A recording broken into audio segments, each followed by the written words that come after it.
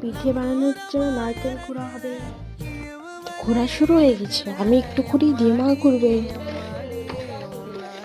যে আমি একটা করে নিচ্ছি, এবার মা এদিকে মাও বসে গেছে করতে।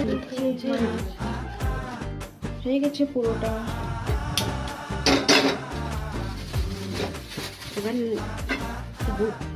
এবার ক্ষীরটা দিয়ে দিল, এবার চিনিও দিয়ে দিল, এবার নাড়বো। এবার খেজুরের গুড়টা দিবে, খেজুরের গুড়টা দিয়ে দিচ্ছে। ভালো করে এটাকে নাড়তে হবে, যতক্ষণ গলে না ততক্ষণ ভালো করে নাড়তে হবে। এখন এরকম লাগছে দেখতে, কি সুন্দর।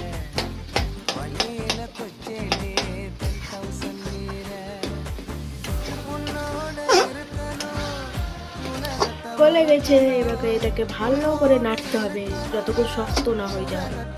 চালের গুঁড়াটা এভাবে চিনে দেবে। চালের গুঁড়া আর সুজি দিয়ে দিয়েছে, একটু গমের আটাও দিয়ে দিয়েছে। এবারকে মাখবে। উষ্ণ উষ্ণ গড়া জলটা দিয়ে দিল, এবারকে অল্প অল্প জল দিয়ে মাখবে। কমপ্লিট হয়ে গেছে মাখা। আর মা দুধ পিঠাটা করতে লেগেছে, দুধটা পড়ছে। দুধ পিঠা করার জন্য দুধ বসিয়ে দিয়ে তেজপাতা দিয়ে দিলাম, এলাচ দিয়ে দিলাম, নাড়বো। এদিকে খেজুরের গুড় দিয়ে দিলাম, চিনি দিয়ে দিলাম। আর ভালো করে নাড়তে হবে এটাকে।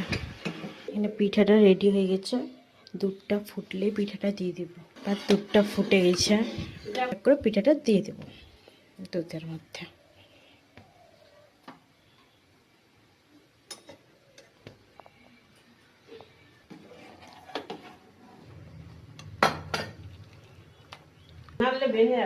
কমপ্লিট।